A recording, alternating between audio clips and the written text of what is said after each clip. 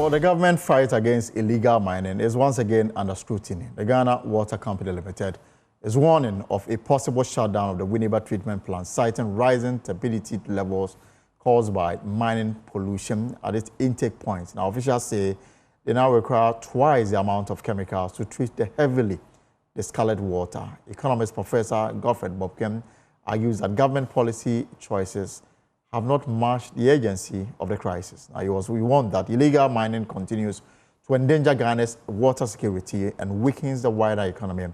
He made these remarks at the 2025 ESG Sustainability Conference. Look at the data. In 2023 alone, Ghana spent over $11 million importing water, even from our neighbors Togo and Nigeria. And we are importing water from Spain. We are importing water from UK and the rest of them. So the pattern is clear and where people are heading towards. So those who can afford, okay, will begin to gravitate towards that, because you see, because we have not chosen to visit our water bodies and see for ourselves. If you go and see for yourself, you will be very careful if you buy foodstuffs from certain regions of this country. Because if you tell me that you can destroy the environment and then later go and plant trees, look at the longevity, how long it will take to get the land to its original state. It's not something to be contemplated and all of that. So I think those are the things that we want to do. We are talking about it in bits and all of that. We deliver the wonderful speeches from government, from president and all of that. But the action on the ground is lacking. So this government has been in power for almost 7 months, 8 months. Okay, if we were serious about ESG at the national level, we should be able to see visible change in our water bodies by now. But, you know, even as the warnings mount, the government is signaling a shift in its regulatory approach. Last week, the Minister for Lands and Natural Resources, which also doubles as the Minister for Environment, Science and Technology, directed the Attorney General and Minister for Justice to revoke LI 2462. And this is the LI that allows mining in forest reserve. Technical Director for Lands at the Lands Ministry, Joseph Osiakwam, has been speaking about this matter. So blue water guards, I don't think is anything people should rubbish, because let's wait and see their performance. Let's give ourselves some time and let's measure the turbidity levels of the water and see if it is improving in color. Okay, that is the way to go. Yes, yes. You know, tree planting in the past, people thought it's not good to even plant trees because it takes a long period to grow. Now we have killed that myth. No, people now accept that everybody can plant trees. There are various species of trees you plant. Each species has its own time span or gestation period to grow for harvesting, and depends on which purpose for which you are planting. So planting of trees started long ago, but each government comes and intensify the efforts to plant trees. Okay, so this government has introduced the Tree for Life Reforestation Initiative that is targeted mainly to mine out areas. And related to that, President Mahama has directed the Ministry of Lands and Natural Resources together with the Lands Commission to immediately conduct a comprehensive audit of all state lands allocated, leased or sold, particularly between 2017 and 2024. Speaking during the inauguration of the reconstituted National Lands Commission, the President said where illegality or impropriety is uncovered, such transactions will be reversed and the lands recovered for the state in accordance with law. He added that the Sale of State Lands Committee has already begun its work and is expected to submit its findings soon. I've directed the Ministry of Lands and Natural Resources and the Lands Commission to immediately undertake a comprehensive audit of all state lands allocated, leased or sold, particularly between 2017 and 2024. This audit will cover lands acquired for schools, hospitals and public institutions, forests and ecological zones unlawfully converted to private use, any transaction tainted by conflict of interest, abuse of power or political patronage. Where illegality or impropriety is discovered, such transactions will be reversed and the land will be recovered to government by law. We're not on a witch hunt. Those who have legally acquired land through proper processes need not fear. This exercise is about fairness and justice. The Sale of State Lands Committee has begun its work and will soon submit its findings. That report will serve as a blueprint for rethinking the management, allocation, and protection of state lands. To transform land administration, we must move from paper platform bureaucracy to speed and digitization.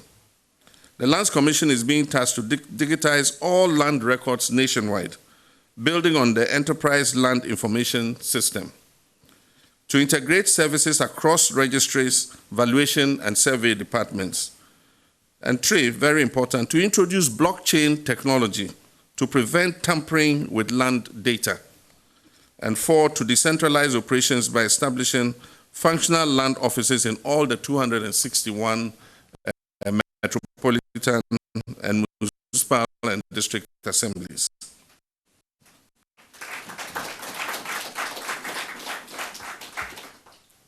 Over 300 qualified young professionals will be recruited and deployed to support this decentralization effort.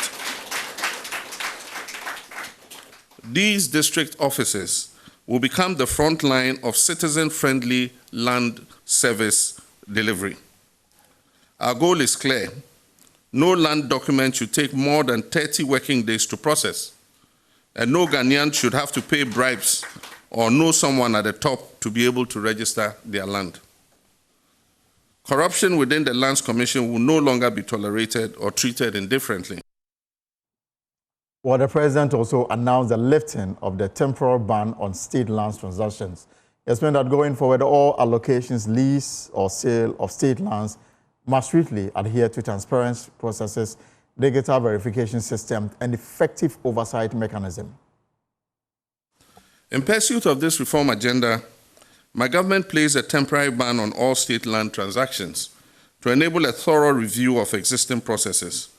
That exercise has yielded valuable insights into the weaknesses of our current system and the urgent reforms that are required.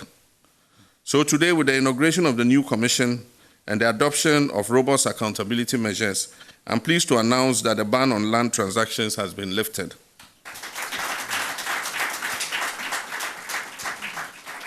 Henceforth, all land transactions, allocation, lease, or sale must strictly comply with transparent processes, digital verification, and oversight mechanisms. The lifting of this ban must not signal a return to business as usual. It is a signal that a new disciplined era of land management has begun. And that is why we are embarking on a bold reset, an agenda that is rooted in 4 pillars. The first being to restore public confidence in land administration through transparency, fairness, and justice. 2, to reverse illegal land transactions, reclaiming encroached lands, and protecting public assets. 3, digitizing, modernizing, and decentralizing land services to ensure access and efficiency. And 4, harmonizing customary and statutory land systems to promote equity and coherence. And we will stay a little longer with President Mahama because he also raised concerns that only one woman is currently serving on the reconstituted National Lands Commission. He urged for the strengthening of legislation supporting the affirmative action law, which required every governing board or institution to reserve at least 30% of positions for women, making gender inclusion mandatory. Deputy Minister, in respect of gender representation, I think it's something we should take very seriously.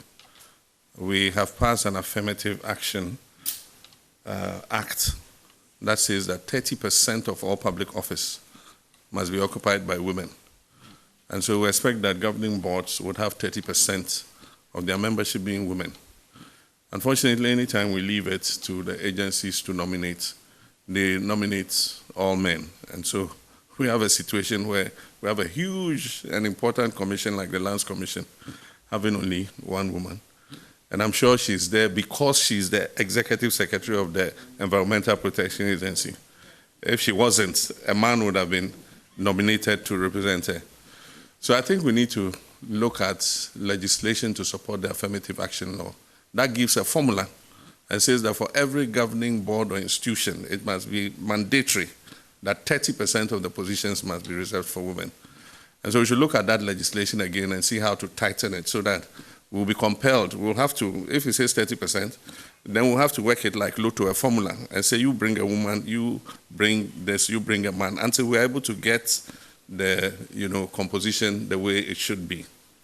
But it's nominated already, and we have to work.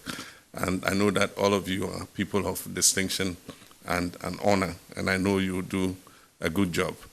And so our Executive Secretary, EPA, you'll be a very rare species in this commission, but I know you're a very capable woman, and so you represent the 30% of women on the commission. Yeah, Professor?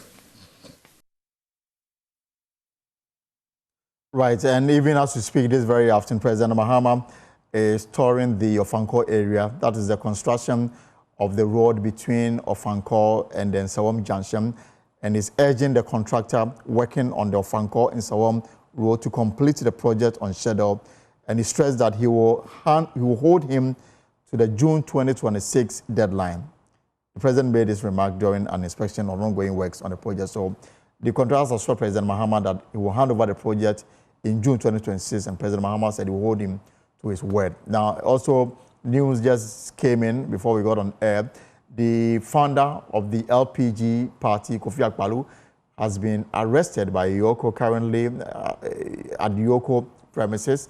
And this was done by the Surveillance and Asset Recovery Unit, and is currently at the Yoko office to assist in ongoing investigation. We are told the investigation relates to some contract he had with the Electricity Company of Ghana, and we are keeping an eye on this developing story. We'll bring you more of this in subsequent bulletins.